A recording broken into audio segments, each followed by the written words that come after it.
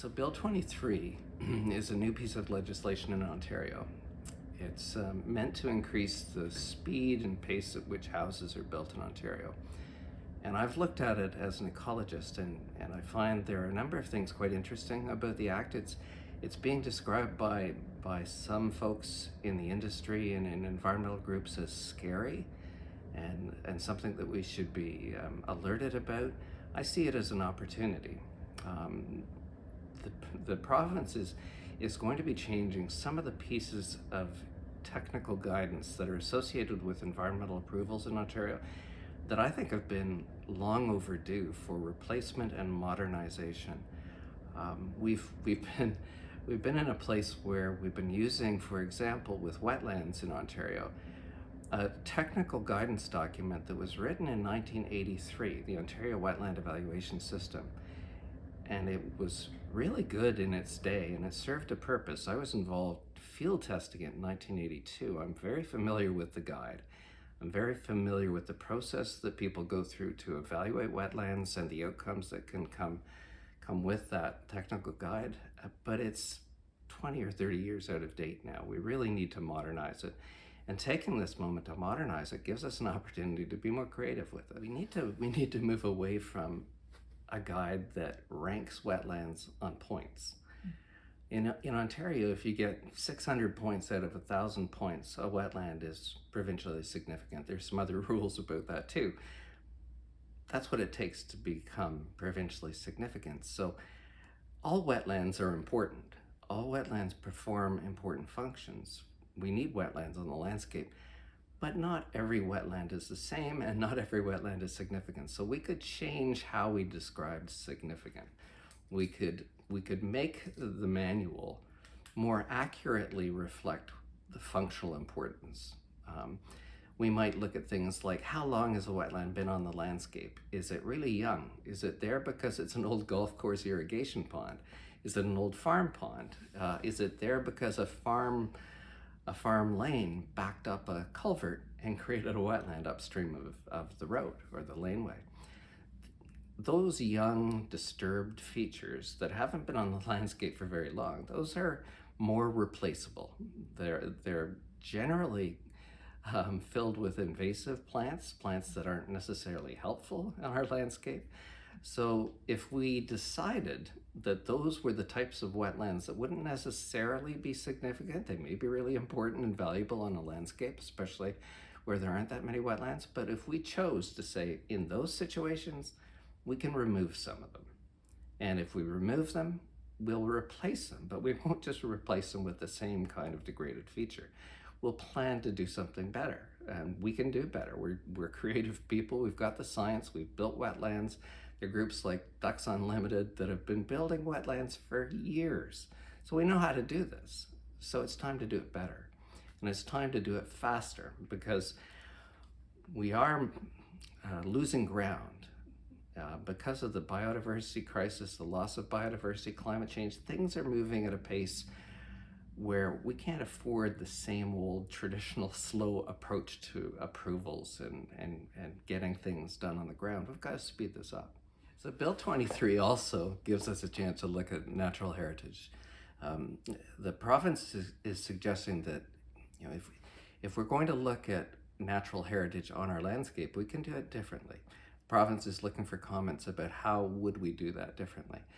We've been designing natural heritage systems and putting them into official plans, building them on the ground for decades. Again, we run into a challenge when we come across features that are very small, have been on the landscape for a short period of time, but they're in the way of building a complete community, a healthy community with parks and natural areas where people can interact with nature. So we have a system now where all natural heritage features become significant, essentially, because even the tiniest pieces of nature on the landscape get labeled significant under the existing rules. And that doesn't necessarily pose a problem, because natural areas are significant, important, and valuable. But in our planning regime in Ontario, when you use the word significant, it means you can't touch it, essentially. So in situations where we need to remove minor natural areas, young woodlands, for example, or some wildlife habitat that's a thicket, a shrub thicket on a landscape. How do we do that in a way that produces positive outcomes? The province is using some language that I think is quite interesting. Instead of no negative impact, we're moving into a net positive outcome for woodlands and wildlife habitat. I think that's brilliant. I think we have the skills, we have the knowledge, we've shown it can be done on the land. So we should be doing better. So this Bill 23, again, from a natural heritage perspective, it's an opportunity to do things better. And that means we have an opportunity not necessarily to take a 0.5 hectare 20-year-old poplar woodland stand and move it to a different location and put the same thing back. It means we're going to do it better. We're going to move beyond a feature replacement approach and think about it from a systems perspective. We can create larger natural areas. We don't necessarily have to limit ourselves to a half hectare. The replacement ratios can be larger, the compensation ratios. If we're dealing with landscape level and landscape scale creation of nature, we don't have to be using the most expensive land in the province that is proposed for settlement to do that. We can move beyond those landscapes. We can move beyond watershed boundaries. We can build nature where it's really going to make a difference. In headwater areas where we're going to reduce flooding, in downstream areas, we can look across watershed boundaries and connect wildlife habitat connections and linkages that move across the Oak Ridges Moraine, the Horseshoe Moraines in Ontario, the Niagara Escarpment. We don't have to confine our thinking to, we're going to replace this little piece here with this little piece here. We can think bigger.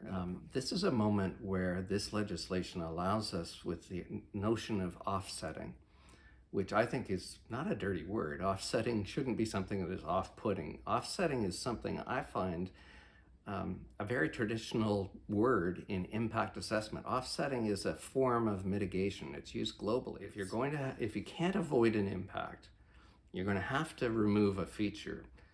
How do you offset that removal?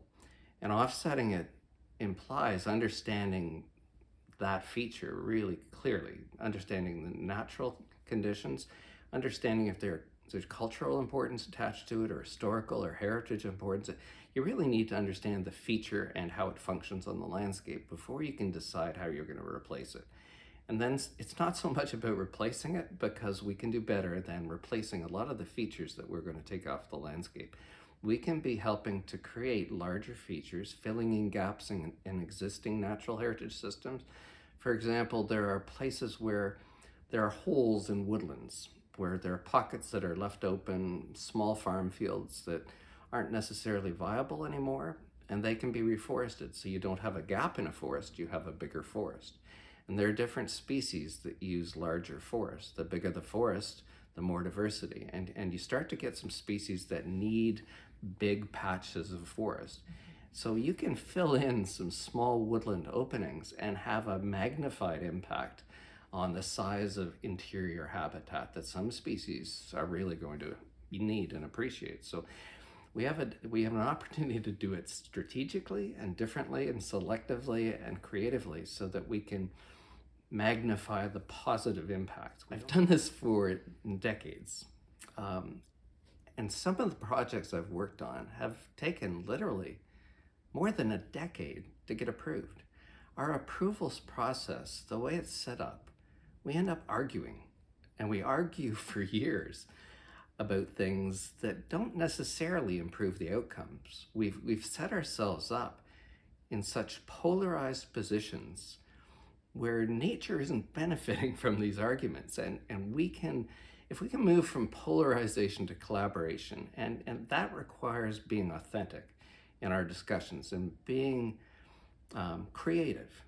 It means moving beyond arguing our typical positions, whether you're for or against a development or you don't want something in your particular backyard. We need to move beyond that polarization. We have to be more creative, and we have to allow ourselves to be innovative and adapt.